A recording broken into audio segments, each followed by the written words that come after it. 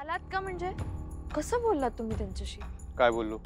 अहो त्या तुमच्या काळजीपोटी काहीतरी सांगत होत्या, असं तोडून बोललात तुम्ही. आई आहे. बघा हेच मी सांगतोय, माणसाला एकदा सांगितल्यावर कळलं पाहिजे, लईतलई दोनदा. तुम्ही तिसऱ्यांदा आता परत बघा, तुम्ही त्यांची आणि आई साहेबांची तुलना करायला जाऊच नका. मी तुम्हाला परत एकदा सांगतो. तुम्हाला खोटी वाटते का हो त्यांची काळजी?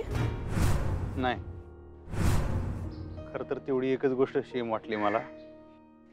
आमच्या आई साहेब बी काळजीपोटी असंच म्हणायच्या. मी दहीहंडी फोडायला चाललो का नाही, जाऊ नका जाऊ नका जाऊ नका, या बी तसंच म्हणल्या. तेवढे एकच शेम वाटली. मग ऐकलं का नाही त्यांचं? खरं सांगू का, मी आई साहेबांचं बी कवा ऐकायचं नाही, माहित आहे का? कवाच ऐकायचं नाही. मी जायचोच दहीहंडी फोडायला, यांचं कशाला ऐकू? अहो पण का आडमुठेपणा का करायचा? आई साहेबांची मी माहिती असायचो, मी सगळं माझ्या आनंदासाठी करायला लागलो. मग त्याच यायच्या बक्षीस समारंभाला, बक्षीस द्यायला, मग त्यांच्या हस्ते बक्षीस मिळणार, मग दंगा. या वर्षी आता तसलं काही होणार नाही सगळं.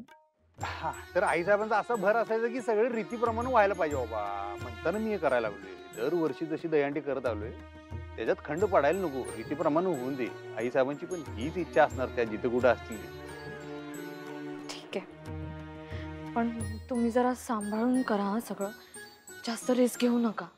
या असंच आई साहेब काळजीपोटी हे असंच बोलायच्या, त्यासनी भ्या वाटायचं ना. एवढं मोठं दहीहंडीचं नियोजन ठराव तर लागतं. घाबरायचं हो. त्यासनी जे सांगायचं तेच तुम्हाला मी सांगतो. मी सगळी सेफ्टी बघूनच सगळं करणार. सेफ्टी? हा, सेफ्टी बघूनच सगळं करणार, काय काळजी करू नका. आणि त्या बाईसनी बी सांगा लय लोड घेऊ नका म्हणा, एवढा काय इशे हार्ड नाही. काय कसं बोललात बरं आता तुम्ही? बाई तुम्ही ज्यांना बाई म्हणताय त्या आई आहेत तुमच्या, त्यांनी जन्म दिलाय ना तुम्हाला. अहो पण मी त्यासनी आई मानतच नाही तर. अहो तुमच्या मानण्या न मानण्यानं काय फरक पडणार आहे? ते सत्य आहे, त्यांनी तुम्हाला जन्म दिलाय, त्या तुमच्या आई आहेत, हे कसं नाकारणार आहात तुम्ही? झालं, आणली काय तुम्ही हरदासाची कथा मूळ पदावर? बघा तुम्ही मोकळ्या यायचं, तुम्ही त्यांच्या संग वाटेल ते नातं जोडा. तुम्ही त्यासनी आई म्हणा, मॅडम काय म्हणायचं ते म्हणा, मला सांगू नका. मी त्यासनी काय म्हणायचं आणि काय नातं जोडायचं तेवढं करा. ठीक आहे?